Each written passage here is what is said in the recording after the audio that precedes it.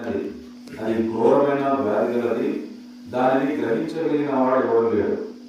ఈ ఘోరమైన వ్యాధి కలిగినటువంటి హృదయము, మోసకరమైన స్థితిలో ఉన్నటువంటి హృదయము, ఈ ఘోరమైన వ్యాధి ఏంటంటే పాపమే.